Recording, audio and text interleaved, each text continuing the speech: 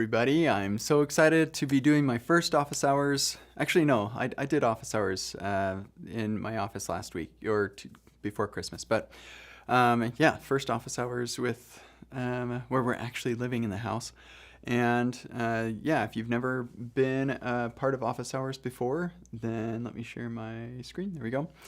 Then this is just your chance to come chat with me, ask questions and whatever that you'd like to do. So I give priority to people who are in the Zoom call, and it just occurred to me I am not in the Zoom call. So let me pull up Zoom and then pull up the call thing here. There we go.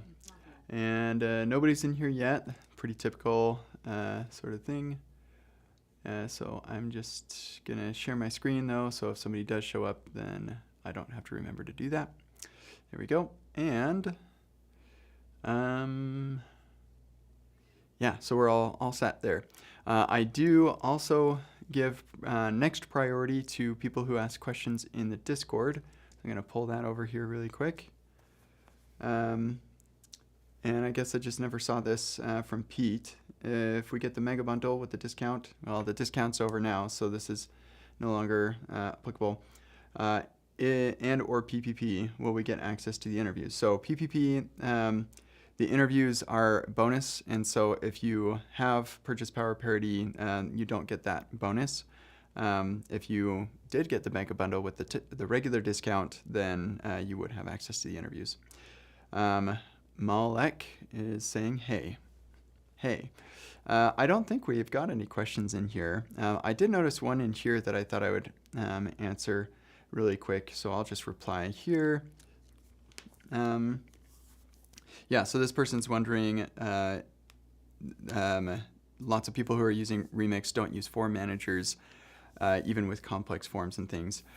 And so they're saying, well, you're neglecting client-side form validation. Is there something I don't see? Yeah, I think that, like, even though you technically can just use regular forms and everything, and it's really, really nice, there's a reason we do send JavaScript to the browser, and it's so we can enhance the user experience. And client-side form validation is really, really helpful for users. So they don't want to have to submit the form before they see errors and stuff. Well, I mean, sometimes you do. You don't want to like throw errors at people's faces and let them cook. But yeah, so I would say you want to use conform. So conform.guide. This is what I use, and it supports client-side validation. So I suggest using which supports client-side validation, and it's works great with Remix and progressive enhancement. I do think just talked about this a bit on the live stream as well, and let's get that URL. Oh, you know what? That is going to change. I need to grab that URL. There we go. Yoink. There we go. Cool. So that answers that question. We've got somebody in help here. I don't typically dive into this extra stuff, but I don't have any other questions. So I'm just going to get these answered. Then I'm going to go. I would like to do some more live streaming today, but I'm going to be doing some housework and stuff today as well. So I need to fix this. Okay. So many things to do. Box issues, Tailwind.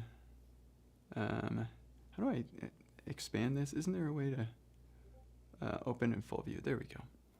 I just heard a little sound. Okay.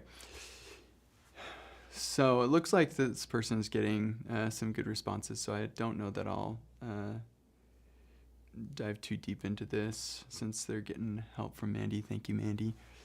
Give the parent card container with Yep, sweet. Thanks, Mandy. I'll just say that. Thanks, Mandy. That was 2 days ago. Okay, cool. So we're all set there. I feel like there was another thing recently. Yeah. Something in here. Yep.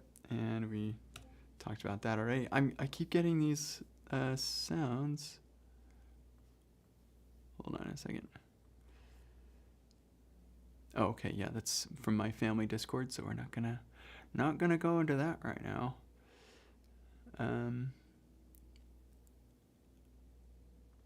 Sorry, I'm just closing a couple of things. Waiting for any other questions, last minute questions. I think I may have one more question in calls. But if you do have a question, you're watching this later and you're like, oh, I missed the live stream, I want to ask a question, you can record a call right here, make a new recording, and record your question right here, and I will answer, and our conversation turns into a episode on the Call Kent podcast. We've already got 4 episodes in season 5, so that means we're at 204 episodes. You can be 205. Okay, another thing, I guess, while we're here, I want to mention the conference. We do still have early bird tickets. I can't remember when that expires. Let's see, early bird. Oh, just kidding. Early bird has expired. I need to update the site. Yeah, that it wasn't programmatically timed. We were just going to remove it later. But yeah, so we are now at regular single tickets. And yeah, you're welcome to join me for a workshop on modern React server components. If React Router or like Remix supports RSCs by this time, then the workshop will be around that. Otherwise, we'll go to the React Server Component workshop as part of Epic React. So we'll see. That'll be a lot of fun. But yeah, it's going to be awesome. You should definitely come. And I should be announcing speakers sometime later this week or the very beginning of next. Here are the first couple of speakers, and they're all awesome. So definitely give them a look. If you don't know who they are, they're fantastic. And give this video a watch because it's also fantastic. With that, I think another thing to keep in your back pocket. This is for the Epic Web Camp from last year. We are going to be doing an Epic Web Camp this year. Same place. It'll be like 2 extra days, 2 days longer. So it's going to be so good. So keep that, like, make space in your September. It will be the same week of September as well. I think it's like 9th, 10th, and 11th or something like that. Sweet. Salem is here just in time. I was just about to close it down. So welcome. Go ahead and chat it up. What can I do for you, Salem? It's going great. Hold on a second. Let me make sure that I've got audio, because I don't think I have set up audio on this new computer yet. Sorry, give me just 1 second to see if I can figure that out. Otherwise, I'll just like turn it up and catch it off of my speakers onto the microphone for today. Let's see, audio. So there's display capture, and it doesn't look like there's an option for audio on that. And we've got this audio output capture. Supports desktop audio. Okay. Desktop audio. Add source. Device. No data. Oh.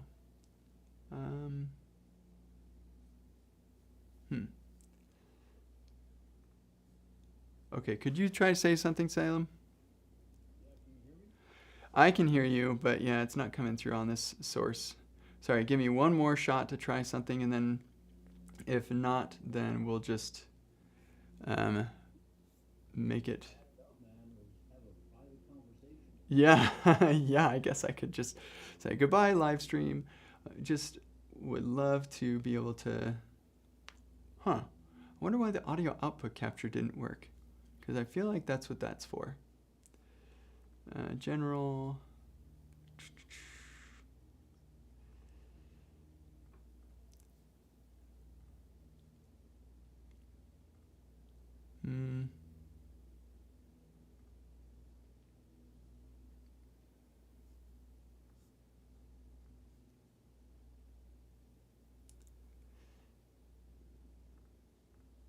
Okay, try one more time.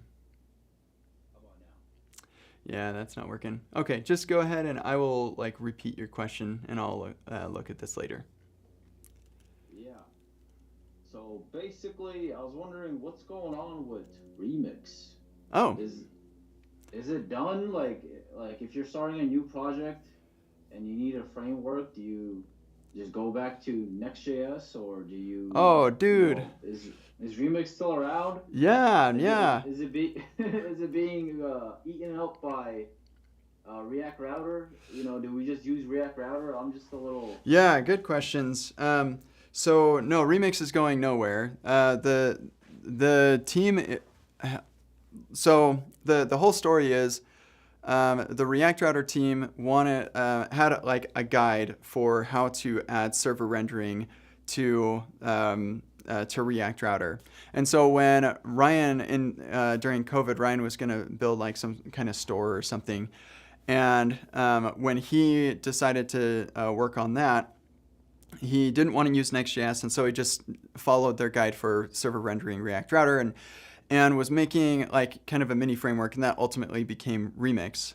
Um, and there are just a couple of things that like he added in what became Remix that, and not just Ryan, but also Michael. And then they hired people and with the Remix team, and so all the stuff that we added to Remix were really really valuable and not necessarily required. Like they didn't necessarily require server rendering, and so they could move a lot of that stuff into React Router.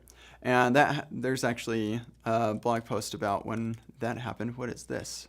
Oh, that was, yeah, restore scroll demo. Interesting. Let's go remix run blog, and we'll go to remixing React Router is what it was called. Where is that? Yeah, remixing React Router. So this is where Remix picked up where React Router v3 left off, and now almost everything great about Remix is coming back to React Router. So they built all of these features around React Router, and then they just React Router slurped those features up. So then the difference between React Router and Remix actually diminished quite a bit. So that they actually added some things to React Router that needed to get slurped into Remix, and so they went the other way. And so now Remix and React, what really happened right here was React Router had some features, had all the Remix or many of the Remix features and some additional features. And so all that happened here was Remix was just changed to take advantage of some more of those features. And so with each one of these, Remix became a thinner and thinner wrapper around React Router. And so by this point, Remix was actually a really thin wrapper around React Router. And then from here on forward, React Router kept getting more features that Remix could just take advantage of because it's just a wrapper. Remix v2 deprecated a bunch or deleted a bunch of stuff that was in Remix v1 that was no longer really useful, like the old compiler and stuff like that. And then the Vite plugin came to Remix. And this was a feature that was not in React Router because React Router is still a library, not a framework at this point. And Remix is the framework. And so Remix has the Vite plugin. And by this time, there was really the only thing that was in Remix that wasn't in React Router was this Vite plugin. Everything else was just like export star from React Router. And so there, like, ultimately we decided, hey, let's just merge Remix and React Router into one project. And like at that point, you're like, well, okay, just keep the Remix name because it's a cooler brand and everything. But there are like 7 out of 10 apps in React are React Router apps, and it's much easier to convince your boss to upgrade a dependency than to migrate to a different one. And so they said, we'll leave it at React Router. And now it's just a new version bump that people can do. And in fact, version 7, which is what happened most recently, that is where, well, okay, so let me take a step back. With each one of these releases of Remix, they add some feature flags so that you can incrementally adopt the new features of the next version. So by the time the next version does come up, you can just use that version and like you just npm install or npm upgrade remix or whatever, and you don't have to change any of your code because you've been doing like that incremental migration for the last couple of months. And so in Remix v2, they added a bunch of feature flags, and those feature flags got you ready for React Router. So if you have all of those feature flags enabled, or they called them future flags. They have a blog post about that too. So the future flags, yeah, they're super, super cool. But if you enable all those future flags on Remix v2, then you can actually just run a little script that they made for you, and it will update your entire application to use React Router instead of Remix. And it's the exact same thing. So like there's no difference between React Router version 7 and Remix version 2 with all the feature flags enabled. So they are the same. So like the framework itself goes nowhere. And on top of that, React Router version 7 can also be used just as a regular library. So if you built an app like 3 years ago and you were using it as a regular library back then, or maybe not 3 years ago, Remix was out by then, but yeah, sure, 3 years ago or 10 years ago, you can just upgrade React Router and still continue to use it as a library. But now, because it slurped up the Vite plugin from Remix, now it has this framework mode where you can kind of mix and match these two. So like calling them modes doesn't necessarily makes sense because typically a mode you can only be in one or the other, but you can actually use React Router as a framework with parts of your application being a library, and so that makes it really easy to migrate from one to the other as well. So anyway, yeah, so now you have React Router version 7, which is the version of Remix that was going to be Remix version 3. And I'm still, the Epic stack is still on Remix version 2 with all but one feature flag enabled. And that's mostly because I haven't had time recently, like building this house and moving into it was a huge lift for me in the last 6 months. And so now that I'm here and things are starting to settle, I'm going to be live streaming a lot. And one of the first things I'm going to start doing is building out or updating the Epic stack to React Router version 7. Yeah, so what happens to Remix now? Because it is an awesome brand, and the docs are still here, and like it's still actively developed and everything. So it's explained a little bit in this incremental path to React 19, React Comp follow-up, as well as the merging Remix and React Router. So like both of those, you should definitely take a look at what are the plans for upcoming Remix. And actually, if you watch the live streams from the Remix team, they do, they're not office hours, what are they called? They're roadmap plannings meetings. So they do that, like they just did their 18th one 2 days ago.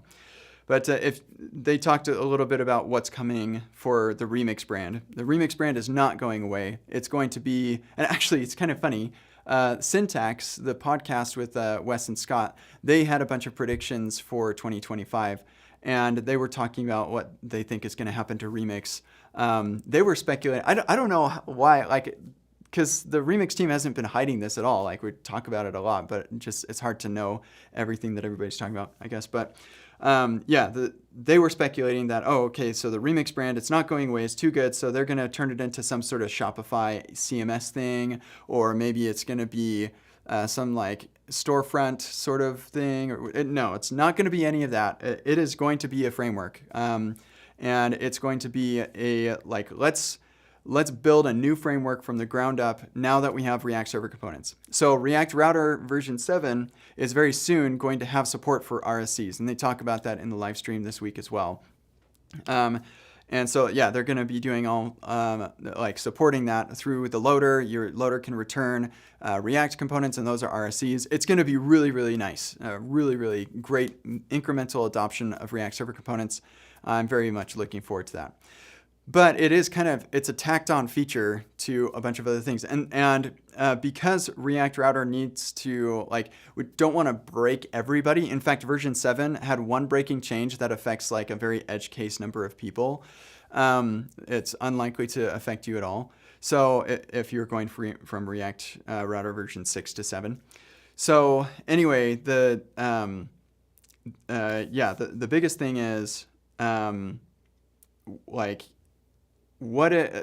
they have a lot of features that React now supports, like the forms abstraction. Now we have form actions, and the loader. Well, now we have RSCs, and like the server component can just await a database request and stuff. So there's a lot of overlapping features that React Router version 7 has, but it's in part because it needs to be a bridge to get people from the old way of doing things to the new way of doing things without just totally breaking it and saying, okay, now you got to migrate your entire app before you can get it to run. Now you can like do it incrementally over time. But what if we could build a brand new framework from scratch that had all of the features of React now and didn't have to worry about the baggage of the past? And so if you're building a brand new app today, you can use a framework that doesn't have any of that baggage. If you have like a 10-year-old app, yeah, keep the baggage. It's fine. You want it because it helps you migrate. But if you're building a brand new app today, you want to use just the latest stuff without any of the baggage. And that's what Remix is going to be. And you can see the development. They do it all in open source. And so it's actually under Michael Jackson's GitHub. Let's see, M. Jackson GitHub, Remix. I forget what it's called. The web. I think that's what it's called. Yep, here it is. So right now he's putting together packages that are going to be using it. They're going to do a lot more with server-side stuff because React is kind of handling all of the UI stuff. And so we've got, I'm not sure what this fetch proxy is. That's new. What is this? This is interesting. It's a proxy server. Oh, that's interesting. Wonder what that's for. It's probably a lower level package for Node Fetch Server, which is another one that's a part of all of this stuff. So yeah, actually, they have said that Remix, the next version of Remix is going to be a replacement for Express, for example. So it's going kind of in that realm. And then, of course, it will have like built-in support for React and RSCs and all of that stuff too. So anyway, that's the long way to answer your question. What happened to Remix? Remix is going nowhere. It's actually going to be amazing, and I can't wait to use it. And I'm not sure like timelines or anything, but here's what, like if I'm building an app today and like from scratch. Yeah, from like scratch. You're building an app today. Yeah, what do? I use the Epic stack. The way that it is right now, even though it's not on React Router version 7, it's very close. If you really want to, then you can take a look at this pull request from Dennis, which has all, like, everything is passing. I just need to review it. I will, like, relatively soon, hopefully very soon. So if you want to, you could just start from here. From this pull request, you could actually probably, I'm pretty sure that we could just do this. So if I go to my terminal, npx create remix app template, boom. And actually here, first I need to cd to my desktop. There we go. Isn't it create remix app? Hold on a second. Create remix app. Or is it create remix? Yeah, it's just create remix. My bad. Whoop. I'm already in. There we go. So you say npx create remix template and then point to his PR branch. Then it will install, and this is basically what the Epic Stack starter does. So I'll say my remix app, and there's a problem of some kind. 404. Okay, fine. There might be some other thing, like instead of tree, this should probably be branch, maybe. Oh, what is it? There's a feature in here I can't remember. No, what is? There's another way. Oh, blob. There we go. No. What is it called? There's like another thing that you can put here, and I thought it was blob. README. Yeah, that's how you get to the README. There's a way to do this. I can't remember what it is. But if you really, really, really wanted to, what you could do then is Oh, hold it. I know. We can do this. We can do this commit. I think that will work. Getting a live debugging sessions by KCD. Yeah, I actually built some of this, so I just can't remember how I do. Okay, here we go. Template URL, destination directory, problem extracting the file. I can't remember. Oh, you know what? Maybe there's like a special format that we did that, of course, is obviously not intuitive because I would have intuited it by now. There we go. Okay, so it's the hash for the commit, and we can say no on that, and we can say no on that, and yeah, or you can say yes or whatever. And actually, it has a remix init script, so maybe say yes on those things. And then, and then it'll just be the Epic stack, but with React Router version 7. So if you really want to, like, if you're starting right after this call and you want to use the Epic stack, but with React Router version 7, then that's what I would do. If you can wait. You would start off with the Epic stack, but you would add React Router version 7 to the Epic stack. Yeah, that would be your boilerplate. Yeah, that's effectively what this pull request is doing, is migrating the Epic stack to React Router version 7. It looks like there are a lot of changes, but it's just a handful of things, like where most of them are going to be, no, that's Sentry staff, this is config staff. Most of them are going to be updates to the imports, because now it's all importing from React Router. I'm not sure why this changed. That seems like a formatting change. And then, lots of stuff from data to JSON, or sorry, vice versa, JSON to data. That's going to be a common one. If you return an empty object, you can just return the empty object, which is kind of nice. I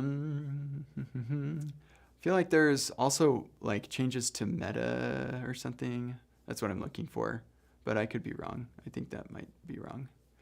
But once you do that, now you can, you don't have to worry about the defer utility anymore. You can literally just return promises at any depth. There are a couple of features that are quite nice once you have this all done.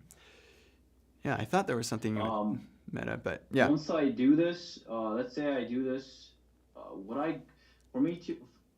if I need help with something, right, do I go to the remix docs or would I go to the React Router docs? Yeah, that's a good question. You would go to React Router. So once you're on React Router version 7, everything should go over to React Router. I see. And is this, because you talked about the modes, right? Is it integrating React Router version 7 into the Epic stack with the mode of remix?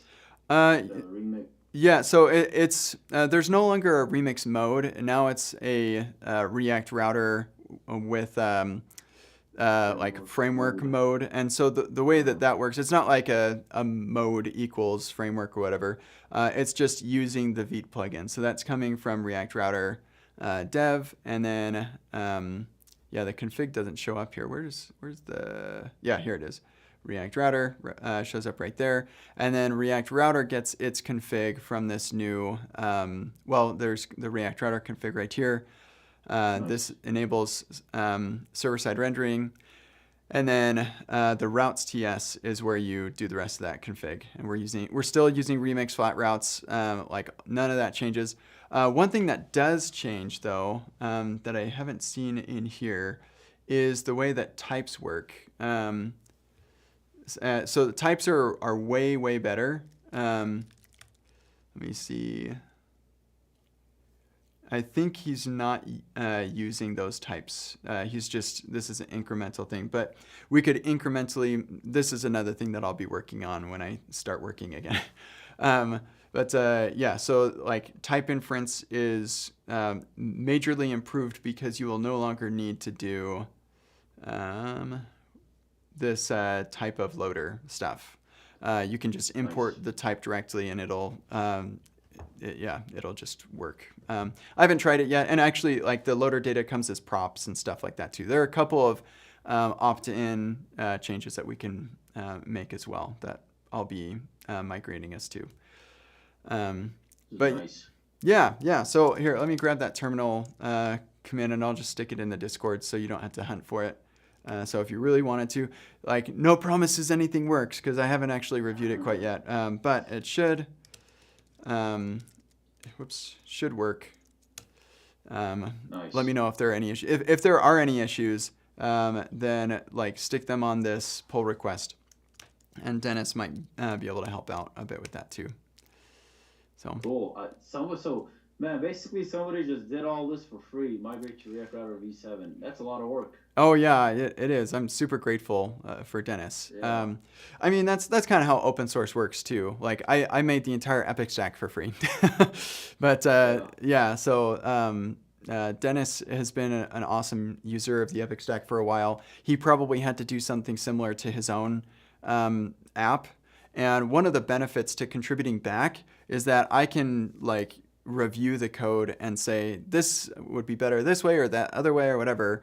And so that's one of the great benefits of using the Epic stack is that you benefit from my help from the beginning, from getting started, but then also if you contribute back, I can say, oh, we are not going to do it because of this reason, or we are going to do it, that's a good idea, let's enhance it this way or whatever. And then you can take that back to your own app as well. So it's like you can work as a solo dev, but have an entire team of people maintaining stuff if you stay up with the community and stuff. So nice. Yeah, it's cool. By the way, I'm going through Epic React version 2. Sweet. And you know what, man? It's better. It's better than version 1. Oh, good. Considerably better, you know? I like that whole workflow with set up project and then you have everything there and you just flow through it. I'm so glad to hear that. That was definitely the goal, was to make it better. And it sounds like it's a lot better for you. So I'm really happy about that. Yeah, thank you for sharing that. No problem. I have one more question, Kent. Yeah.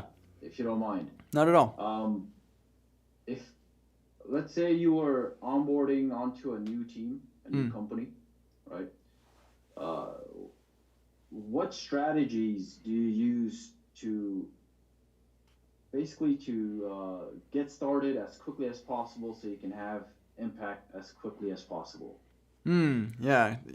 So first I'll preface what I say by saying I haven't onboarded to a new team in like, so I started at PayPal in 2015, at the very end of 2015. So 2016. So it's been like a long time. And then I worked at Remix, but I didn't really need to onboard to that. So yeah, so it's been a long time. But some things that come to mind, like good ideas for onboarding, is getting really familiar with the way that testing works so that as you start working on stuff, you can run the test to make sure you're not breaking anything or write new tests to ensure that you don't break anything.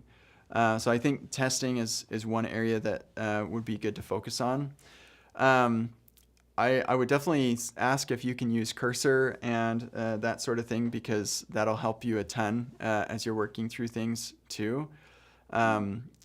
Because like it has the context of the whole repo, and if you can't, then see if you can get an LLM running locally. They're more likely to be okay with that for some companies. Yeah, let's see, what else? I think understand, like one of the biggest challenges that I always had when I was working at a company was understanding the architecture of like where all the different pieces are and who's responsible for what. And so see if you can be a part of as many meetings as you can as you're getting started, so you can kind of get an idea of who's responsible for what. This kind of depends. Like if it's a big organization, then that can be helpful. If it's a pretty small organization, then like, yeah, probably not as helpful.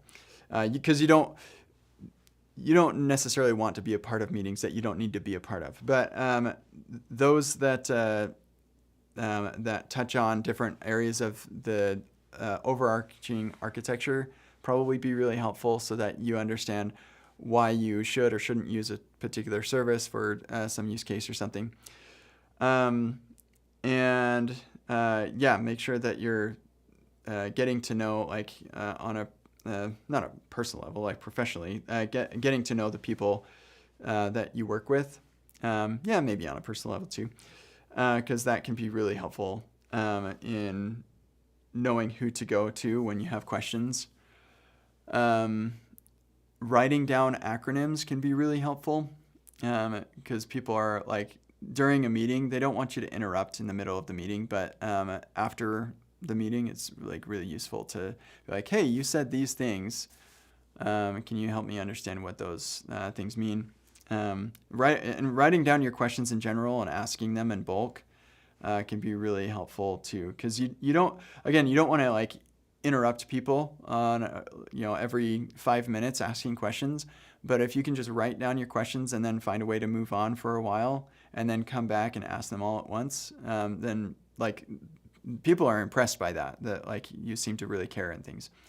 So I feel like there was one thing that you might find useful is this podcast that I've been listening to for years, and I love it. It's called the Soft Skills audio. Yeah, Soft Skills Engineering. This is by actually two friends of mine, Jameson Dance and David Smith. They're phenomenal. Just really, really good tips and things. They just answer questions that people ask. And I'll bet you, if we search episodes on board, let's see. There's probably something in here about getting help onboarding. Yeah, probably something. I'm not going to read through all those. But yeah, take a look at Soft Skills. It's great. Definitely one to... I sponsor them. You'll hear my name when they read out the Patreons because I just think that they're phenomenal. I'll stick this in the Discord as well. I occasionally will just post about this podcast because I think not enough people listen to it. It's been a while, so maybe I'll post about it today. So hopefully that helps. Nice. Congrats on the new job. Oh, not there yet, but hopefully I secured a contract and, crush it. But man, I'll be joining in I'll be the only developer. Oh.